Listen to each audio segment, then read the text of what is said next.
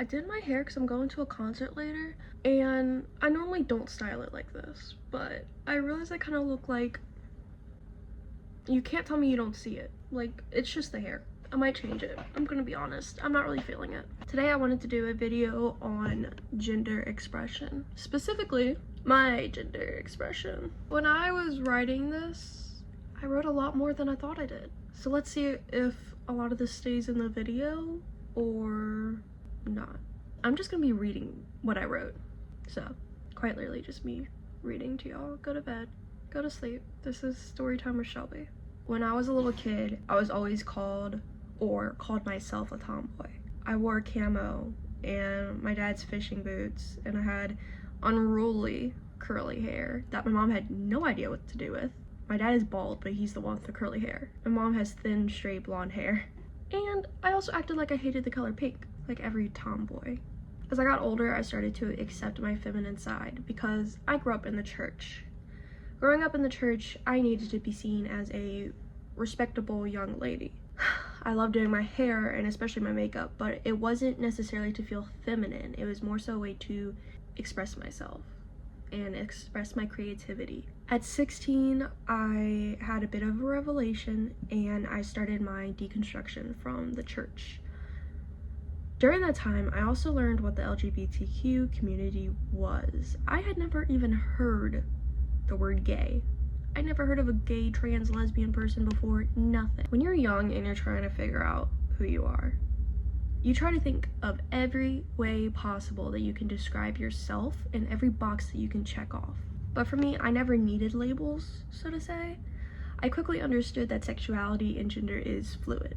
We change as we get older, and we can be whoever we want to be. I knew I was bisexual. Girls were beautiful, and unfortunately, I'm still very attracted to men. But what was I?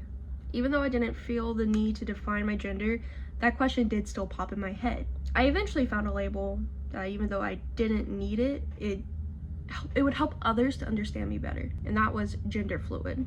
I was comfortable being feminine.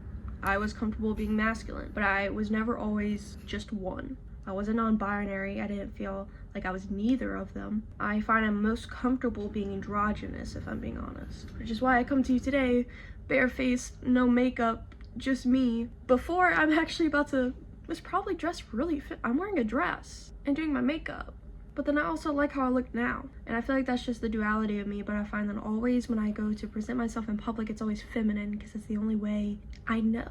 That's the only safe way for me, I guess.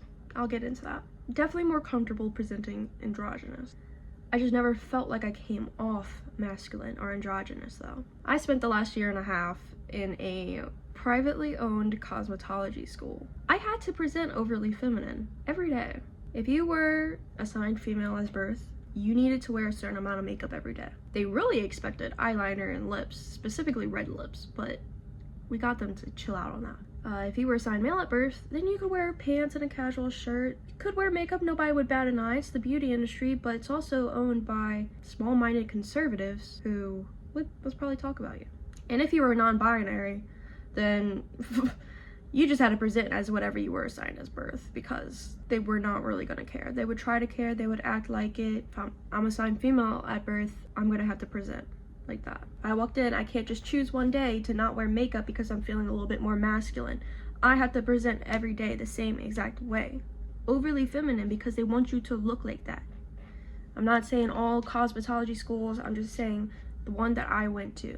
So I felt overly pressured to present feminine every single day because I had to. Of course, people are coming home right now. I'm just trying to film.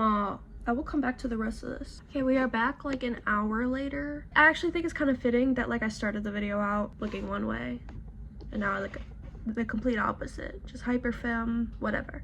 Being at a privately owned cosmetology school, I'd have to look like this every day. Every day. In fact, if you didn't wear enough makeup to their standard, they would send you home, which you are paying for. Every day that you miss is $60. But this is not a video ranting about my previous school that I feel very opinionated about. So let's get back on track. Being there felt like I was just in a box, but it did help me accept my feminine side that I tried to hide so much. The fact that I had to grow up almost not hyper feminine. I was never forced to wear skirts or dresses. There was safety in that, and you weren't going to be questioned. It's what was expected of me, basically. So I was so familiar with that whenever I kind of discovered a little bit more freedom, I just took a hard turn and dressed very, I don't want to say masculine, because I feel like I never really dressed masculine. Well, I definitely did sometimes. It was kind of like the thing that I literally always had my carabiner on my jeans with my keys and a knife in my pocket. Now I'm definitely a little bit more, almost I can like, it's kind of funny, like I can just switch, like super femme right now. I need to stop and get back on track. Okay, now I'm trying to become familiar with my androgynous and masculine side, but I find that it almost feels wrong. Stay with me. Being in a very ignorant and judgmental environment for so long, 1,500 hours, sort of brainwashed me into thinking that I will only look attractive, I will only look put together if I'm displaying my femininity.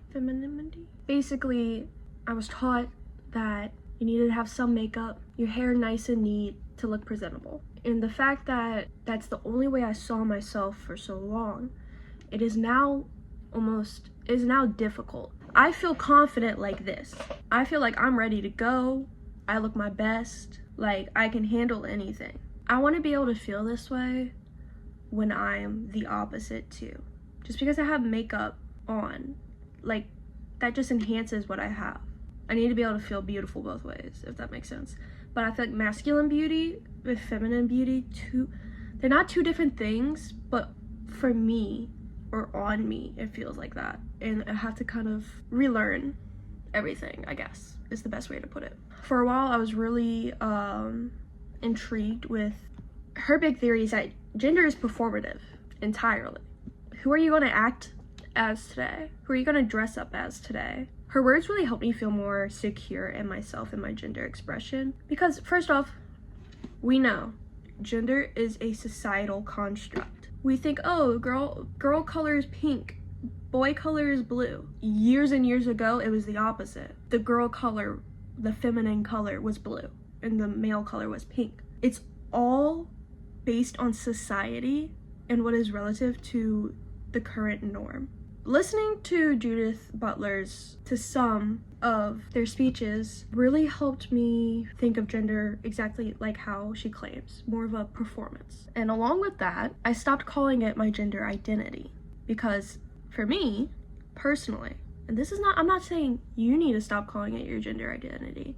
I need to preface this all, but this is my opinion and what I'm claiming for myself. For me personally, my identity is my personality. It's my likes, it's my dislikes, it's what I do, it's what I don't do. But gender is an expression or a play, a performance for me. Thinking of it that way has brought me a lot more freedom than thinking of it as an identity. I have never been one that liked labels or needed them. I use labels so that other people can better understand me. Because sometimes I can't explain myself well. I just wish I could like make a little preview of the inside of my brain to show people what I need them to know sometimes. Like I said, to me, gender and sexuality is completely fluid. I may be attracted to this one day and not the next day, and I may want to present this way but then not that way the next, like in a year. Because I'm me, I'm Shelby. I'm not Shelby the bisexual. I'm not Shelby the queer. I feel like I don't know how to conclude that point very well, so just take it exactly how I said it. Something I feel about more deeply though, and honestly I'm still very confused about, is my sexuality. And I know what I just said, I'm definitely bi, but sometimes I don't know what I want. And I feel like this is confusing for me because of my gender expression. I want to love a guy the way a girl does, but also the way a guy does. It's different for a girl though. I want to love a girl the way a girl does. I would say also the way a guy does, but I've accepted the fact that even though I'm very fluid with my gender and okay with whatever perception of me there is, I'm actually more comfortable being seen as more androgynous to feminine leaning. Not even leaning, that's how I kind of want to be treated, I guess. Maybe there's some trauma there. I just want to be taken care of. That's it. This concluded the whole video. I just want to be taken care of. But I've realized I'm definitely more attracted to masculine or androgynous people. One thing I always dealt with is a part of me is upset that I will never experience a man-loving man relationship in the way a cis man will experience that. There was a time where people were like, oh, if you only read like MLM stories, you're like fetishizing them. But for me, it wasn't anything like that. It was like genuine, like I need to be able to experience this. This is what I'm supposed to experience. But at the same time, I also wish to experience a WLW relationship, woman loving woman. I realized I couldn't be in a relationship with a completely straight guy because, simply put, if you're with me, it's not completely heterosexual. I can't really explain that, if I'm being honest. It's just not. I tried to date straight guys, but realized it just puts me further into a box most of the time. I've personally never come across an exception to that situation. I'm sure there are, you know, bi girls with their boyfriends who feel completely liberated and fine. With me, I feel like I have to fit more into the box of girlfriend. See, and that label's always been really weird to me. I want to be your partner. I want to be like your girl. I don't want to be like your girlfriend though. I don't know. Does anybody else feel like that? It's just weird. That's what I'm saying. It's so oddly specific. Like, why? I want to be called like, oh, that's my girl, but I don't want to be called like your girlfriend. Like, I need help. And also, I apparently don't look gay enough, believe it or not, because women simply never flirt or ask me out, at least to my knowledge. You would think the septum piercing and the colored hair would have done it, but apparently not. I'm gonna have to get gay written on my forehead. I realized though that a queer relationship, in whatever way that looks, is most probably the safest place for me to be, where I can express myself fully and not feel like I'm put into a box. So that's my little self-discovery. I may change, I may not, but here's a reminder to put effort into discovering who you are, what you like, what you don't like, without the need for total definition. That was my little epiphany the other day. Even though this isn't like this is like all the answers that I have. This is kind of just me putting my confusion out there. Maybe this will help somebody else know that like they're not the only person who feels like this. Because sometimes I feel like I'm the only person. And I know that's not realistic, but sometimes I feel like I'm the only person who thinks like this.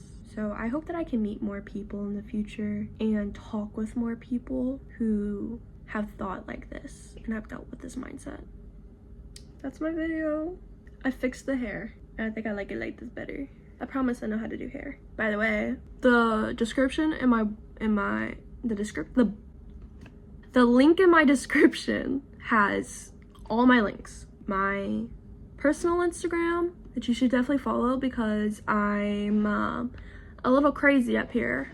My hair Instagram, which I will be posting more hopefully as I get into a salon.